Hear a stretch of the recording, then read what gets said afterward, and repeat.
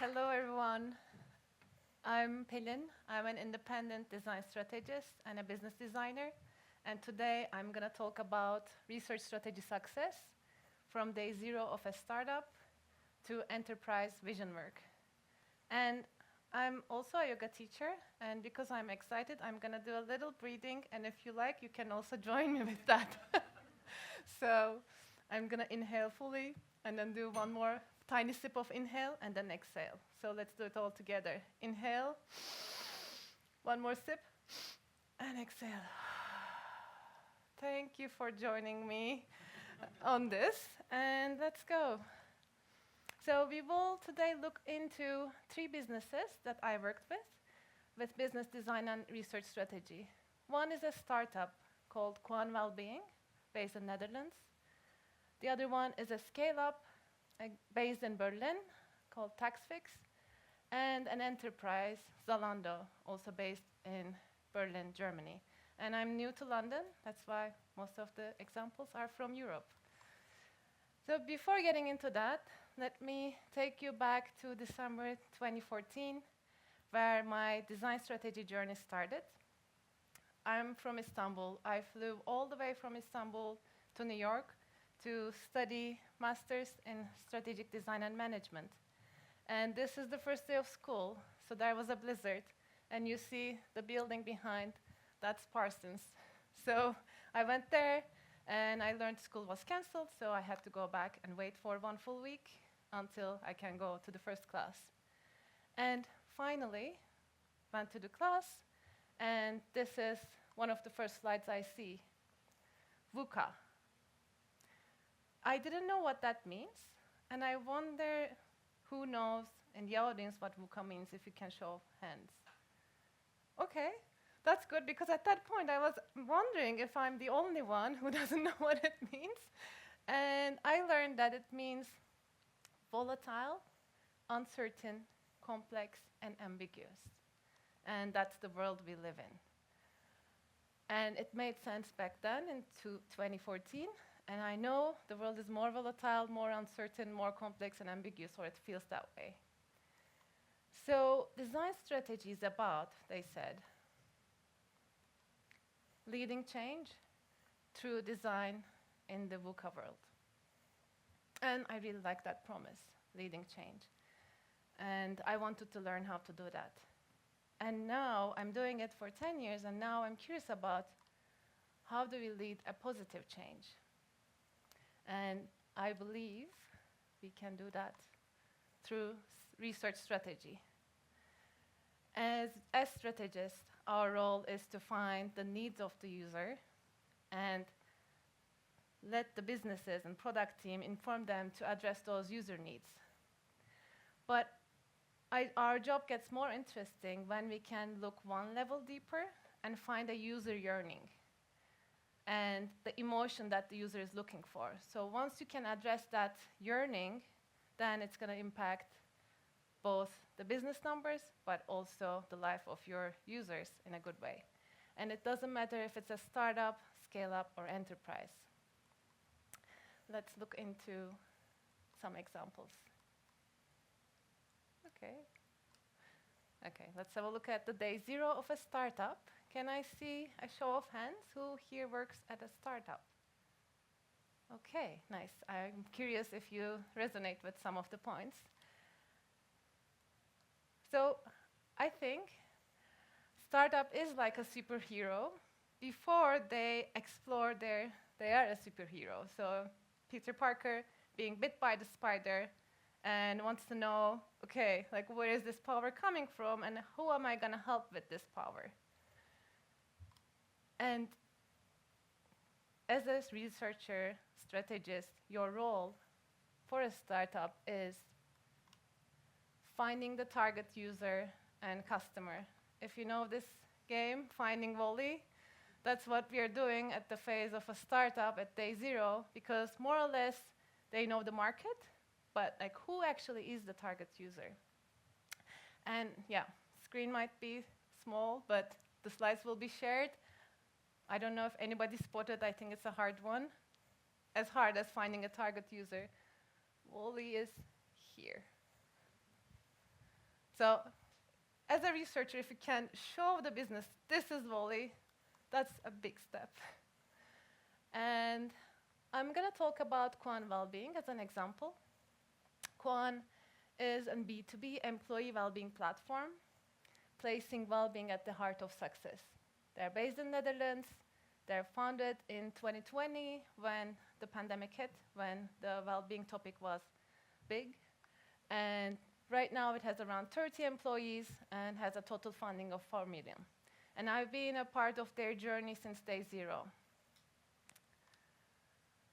And let me tell you what happened each year from finding the target user, addressing their needs, and then what happens when they address the deeper user need, the user yearning.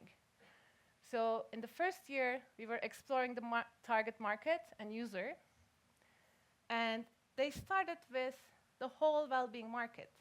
And towards the end of the year, they found out the workplace well-being is the market they will focus on.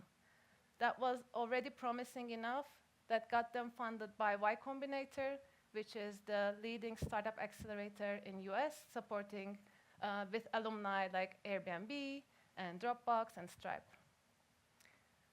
And once they knew the market was workplace well-being, we were thinking that employees were our target users and designed the platform to address employee needs. When we found actually the team leads are our target users, then we started getting also improvement in the well-being of the teams. So how Quan works is there's an assessment that all the employees fill in, and they have a well-being index, and they can see in which areas their well-being is doing better or compromised. And once we started delivering the product for team leads, we could see 15% improvement in key indicators such as burnout and stress at work. So second year, target user is clear. But then what made us improve the well-being of teams even more and reach to 90% engagement is when we found that deeper need of team leads, which is a feeling rather than a functional need. It's to feel empowered to talk about well-being. And that was it. So we introduced ways of talking about the results they have in their retros, and we moved that into our platform, and that's when we saw improvements of 30% in stress at work and burnout, and 90% or above 90% engagement rates. So this is the story of Quan, and I would like to share you my tips on working at a startup.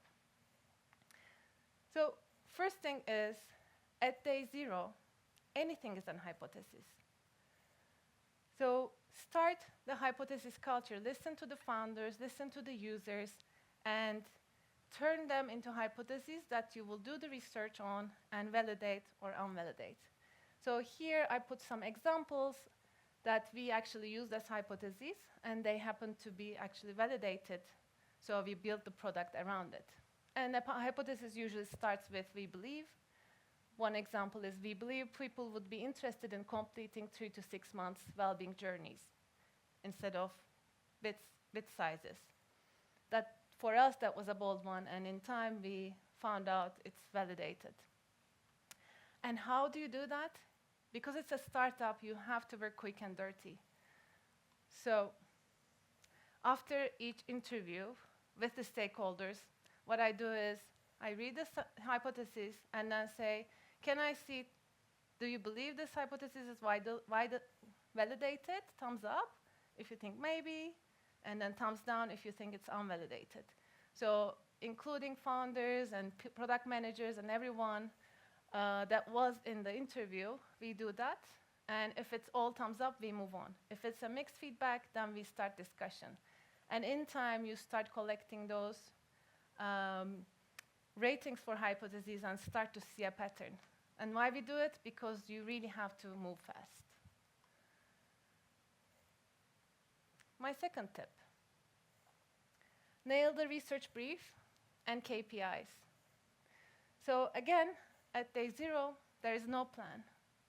So you as a researcher can start the plan and create a culture that focuses on brief. So this is now from this year, because it evolved in years, but at minimum you want to have the background, the hypotheses, the business goal, where KPIs comes in, why are you doing that research project, and then timeline and deliverables. And in time, as you have more resources, you have existing insights. This is when you link back to which hypotheses were validated or unvalidated in the previous research. And that was tip number 2. I have one more tip for startups. I don't know why this doesn't work sometimes. Yeah. Oops. And that is educating the founders and PMs. Because for the success of a startup, founders have to talk with users continuously. So it's not only your job as a researcher, but show them how they can get the right insight from the user, even if you are not in the room. And again, startup, quick and dirty is fine.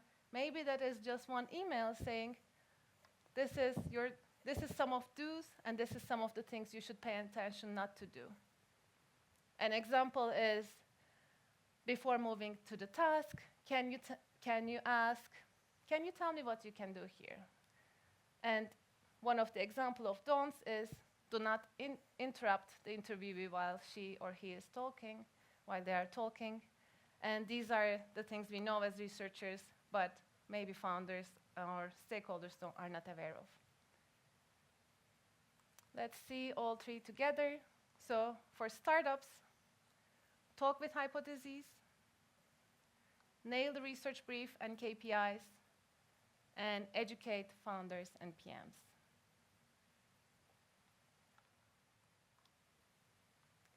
Let's move on to scale-ups. And it's a scale-up, so it's about hypergrowth. The product is growing, the team is growing, and the business is looking for more customers. Again, can I see a show of hands who is working at a scale-up? Nice. So I wonder if you already have an analogy for what kind of a superhero a scale-up could be. A scale-up is like a superhero in the messy days of exploring the superhero. So in this case, Spider-Man, trying out different clothes, understanding his growth and where this is going to go. And your role as a researcher and strategist is to find the growth opportunity. And again, it comes to the same thing, finding new users and then finding the needs plus the yearnings of those users. But the way you do it might be different, and the tips might be different. So for a scale-up, there is a structure, which is good. And we're going to talk about TaxFix as an example. So they are around the size of 200 to 500 employees. They're a B2C tax declaration platform based in Germany, founded in 2016, with a total funding of 330 million and an enterprise valuation of 1 billion in 2022. So as I mentioned, with a scale-up, now there's a structure. And this was the structure they had when I joined TaxFix to support them with design management of user research and new markets team. So amazing that you already have a research team. But what's the challenge is, because they are looking into growth, there is a project that needs a lot of research support, which is the global expansion. So meanwhile, they're hiring, and there are only 3 design managers. They're also looking into how they can expand to 2 more continents and 1 more country in Europe. So let's see how we tackle that challenge, because user research is already supporting new markets and German market, and now they're going to support the global expansion project. First, carve time for user research. And how can you do that? This time, you will educate the designers, the product managers, create DIY kits, and introducing office hours of the research team, so they can come and talk to researchers about that.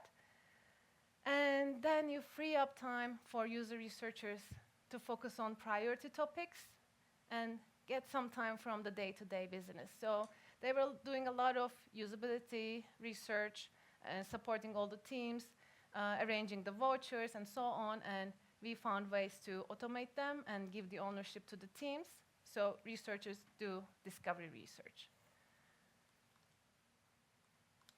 And the other one is get the benefit of a messy structure. So here, this was what I joined, the structure, team structure that I joined. And this is how it was when we were working on global expansion. And it's not an announcement of organizational change. It's more about, because things are moving, now that we've freed up user research, can we have them supporting global expansion project and let all of them be responsible of one continent? So use the benefit of the message structure, shift teams, get teams to support research. Researchers are already excited to support the high priority topic, because that is building a case for them, and then give ownership. So each researcher is having an ownership on one topic. And my final tip for a scale-up is find the deeper user need, the yearning. So finally, you have the time, the space, and responsibility to work on this. And in a scale-up, it might be not coming up that easily that you have the time to do the discovery research and get to this point. So use your empathy, use your gut feeling, create hypotheses, and find the yearning and bring that to the business so that they can judge if they're going to grow towards that country or expand the business in that way or not. So all three together: for a scale-up, carve time for research, create your structure, and find the user need and yearning. And now we have covered startups and scale-ups. We will move into an enterprise, an established enterprise. Can I see a show of hands again? Who works here at an enterprise?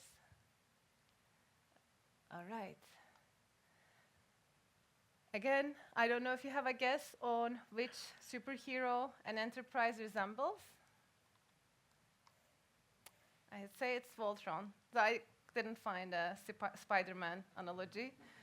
I looked for it, but yeah, I think this is a good example because, you know, all the parts, the tigers are strong and powerful on by themselves, but then when they come together, it's more powerful. And then it's more about what's the next quest and how do they all move towards the same quest. Here, your role as a researcher is to lead each department, each of the tigers, towards one vision. And again, coming to the user needs and yearnings, but this time addressing them collaboratively. I'm going to talk about Zalando, and specifically the vision work of Zalando Lounge. So this is the app you see today, and the vision work happened in 2021, 3 years later. It's a B2B, Zalando is a B2B e-commerce platform based in Germany, founded in 2008, with more than 10K employees and an enterprise valuation of 5.8 billion by this year. And Zalando Lounge, and now with the new vision work, it's called Lounge by Zalando, is an off-price sales platform. They're founded in 2010, just 2 years after Zalando, And it has around like between 500 and 1,000 employees. 8 opportunity areas, 1 North Star. That was the case when Zalando Launch had a 3 years product vision announced. There were 8 product teams with 15 employees under each. And how do we create a North Star mock-up, like a prototype that would lead the product teams to create their roadmap and in 3 years go to that vision? My first tip is start with framing the problem. So each department has to know which problem they are going to solve. And for a startup, maybe this takes like half a day to decide on which problem you're going to solve. But for an enterprise, there are so many stakeholders involved. Coming up with the how might we, bringing it back to C-level, getting an iteration and working on it, it takes time. So for doing it for 8 product teams, it took around a month to come to the problems that we knew would lead to the right vision altogether. Secondly, curate, pilot, and document.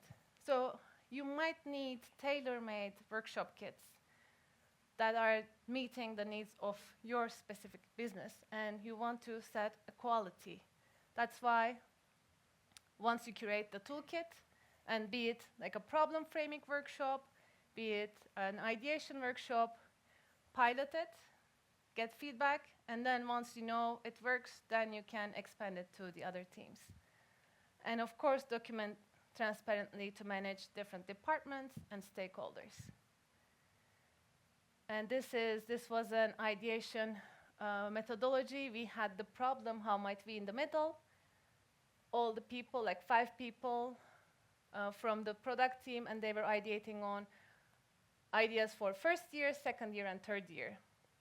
And then they were switching seats so they can talk and build upon the ideas of the previous team. And my last tip is be the user's voice.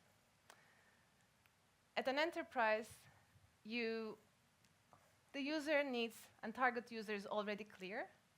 And in a phase of such a vision work, maybe you don't have the discovery time, but as a user researcher, you are the one who knows and owns all the information about the user. So bring that back to the teams at any chance. For Zalando, the deeper user need is fashion confidence. And the personas are mapped around that. For enterprise, frame the problem, create pilot document, and be the user's voice. If we want to see them all together, all the success tips for startups, where the focus is product market fit, for scale-ups, where the focus is growth, and for enterprise, where the focus is vision, it looks like that. And you can use, of course, you're talking with hypotheses also for enterprises, but this is more about where your focus is. And I'm going to leave you with this, that we can lead a positive change through research strategy by addressing user yearnings, regardless of if you're working with a startup, scale-up, or enterprise. And I'm Pelin. Thanks for having me.